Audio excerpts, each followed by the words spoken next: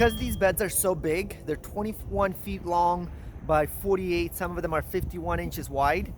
I will not be building them here at the in the front of the yard. I'll be building them actually at the location right in the garden, because there's no way I can carry that wood in there after, or that bed in there after I build it. So I will be carrying this stuff into the garden and then building it right at the spot, kind of piecing it together, cutting it out here to the size I need and getting it all pieced out. And then I have all of this stuff that's behind me that is laying around. That's the material I'll be using for posts, for connections, and where I will need to join the pieces together.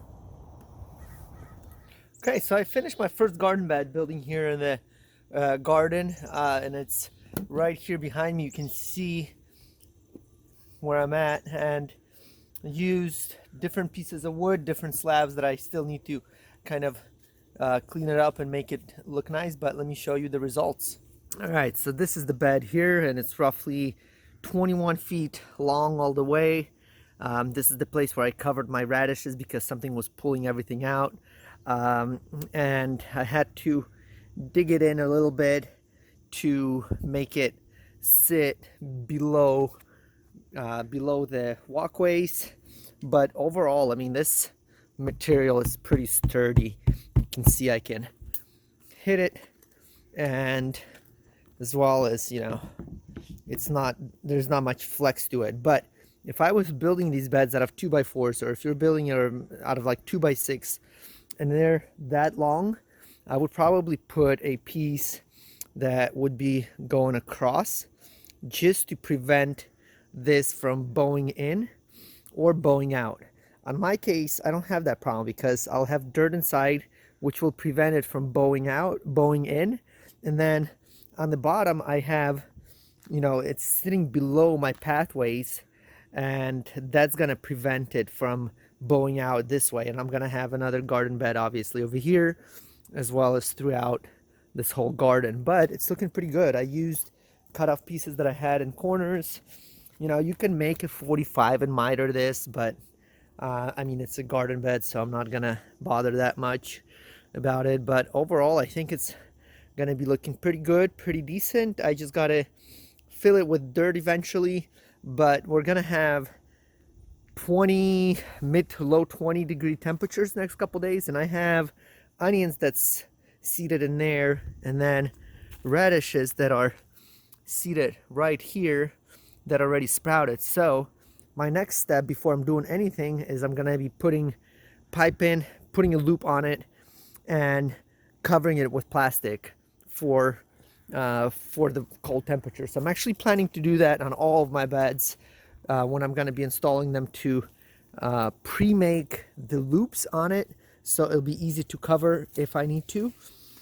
So I won't be filling this bed with dirt right now, obviously, because it already has stuff planted in it, but other ones I will be filling them up and filling it all the way. The other thing I also did is, instead of, you can see my drip irrigation was running just over the top of it, so now I installed it underneath. I had to kind of mess with the walkway, pick up the beds here, or the pathways, and put it under. But what will happen is I'll have a shut-off valve on each individual one. It won't be on the pathways. It'll keep this area much cleaner, and we will have a drip irrigation that I can control better. So I will be able to open and close. If I have a planter that's not, you know, that doesn't have anything in it, I can just shut it off and don't do anything. Or if it's a planter that I don't need to water every day or a couple times a week, I can do that. So for instance, like my cucumbers need more water, where tomatoes maybe need less water every other day, I'll be able to control that way. So I'll continue on getting this project finished, hopefully in the next day.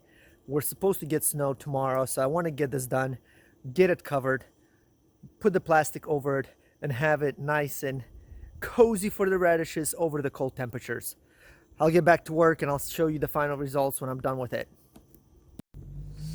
Okay, so the first thing I did for this is I prepped these pieces out. They're 12 inches long right here, and I used a 1 inch in diameter with a Schedule 40 PVC pipe that I just went to a chop saw or in the shop and cut them up into roughly 12 inches. And what we'll be doing with those is we'll be putting them right here inside the garden beds. And then my other pipe, which I have mucked up over there on the other side, that's a 1 inch Schedule 20 PVC pipe, and I had a 5-foot piece. I just checking if it's gonna work, because the reason I want to use a 5-foot piece is the pipe is 10 feet. So if I use a 10-footer, cut them in half, there's going to be zero waste. And the biggest thing, I don't want it also to be extremely high. I kind of want it to have a low loop on it, which this gives me, and I won't be wasting any material. So I'll also use just little clips. Let me show you those, which actually these are 1 inch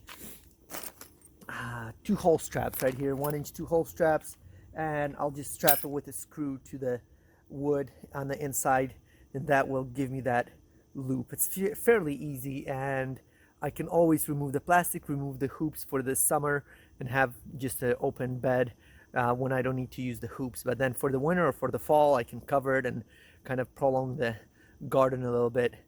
I might want to consider on some of these to make them a little longer, maybe not 5-footer, kind of a higher loop, because what's gonna happen, and I might do that, let me show you that a little closer.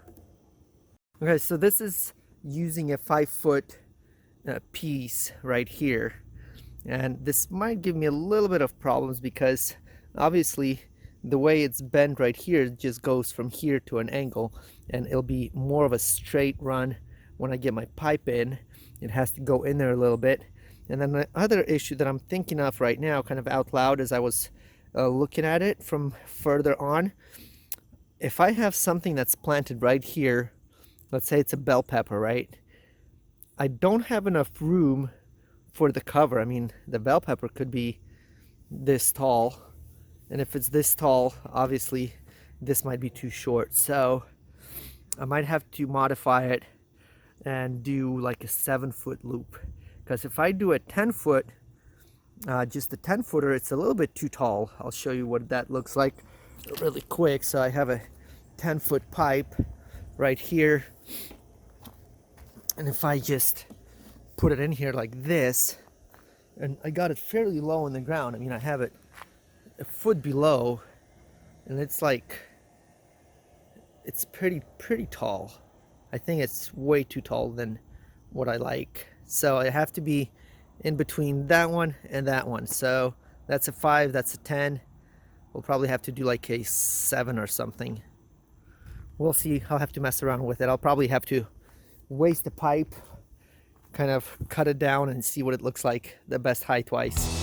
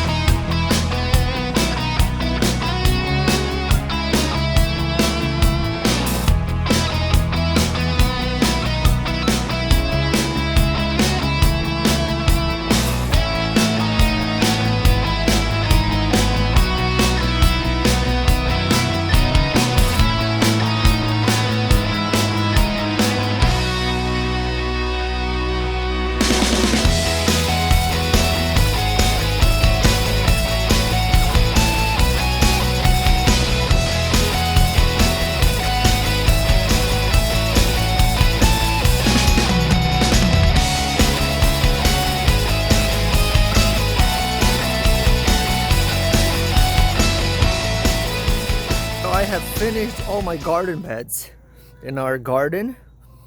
As I was saying, that originally the log that I milled, I only got enough material to build 4 beds, which was this one, these 4.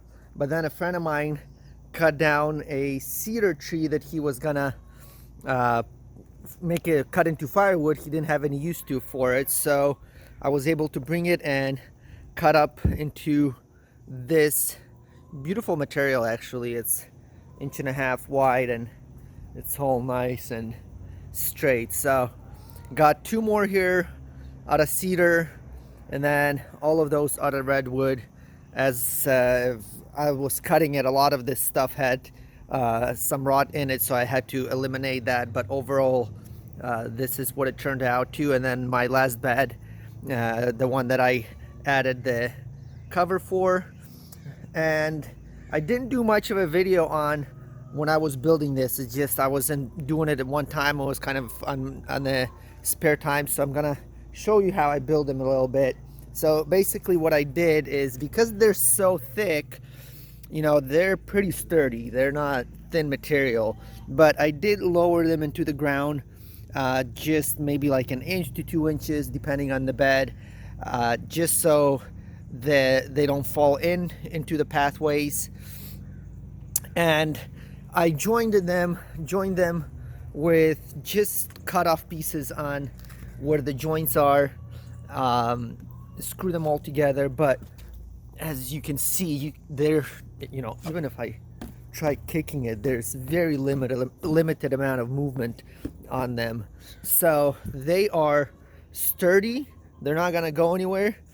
I got just outdoor screws in them, 3 screws on each side, and that's pretty much it. Now what I did, we utilize drip irrigation that used to, this is all the piping from it, but when I was building this, what I did is I actually moved one of the pathways under each bed, and I put a pipe that goes from there and inside the bed, and I did that to each individual bed. Now what I'll do is I'll put a shut off switch in each bed.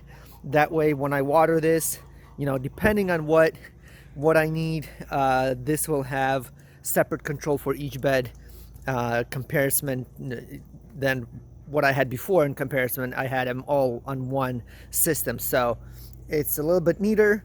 I can control more on what needs more water, what needs less water. Now I need to bring some compost, get it a little bit filled up. I'm not gonna fill them up fully. I'm gonna kind of just let the area stay like it is, so I can add compost, and I'll have room to add through the years, and be able to amend the soil consistently on it. So there's you can always add or fill them up right away, right? And leave a couple.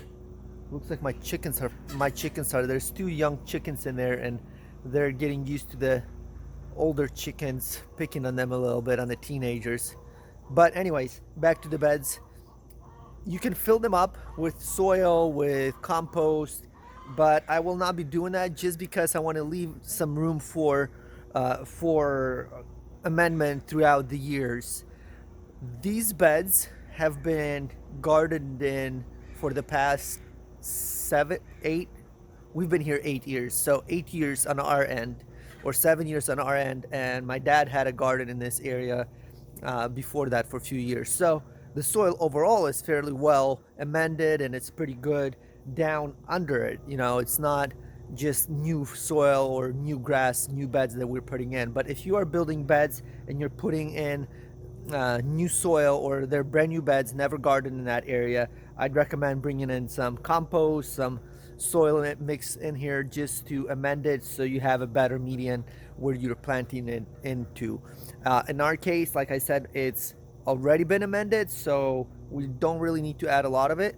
We will be adding wood chips, we will be adding compost 2 times a year, every year pretty much. That's the kind of standard thing we do. We add compost in the fall and the spring, and then amend it throughout the summer as we go.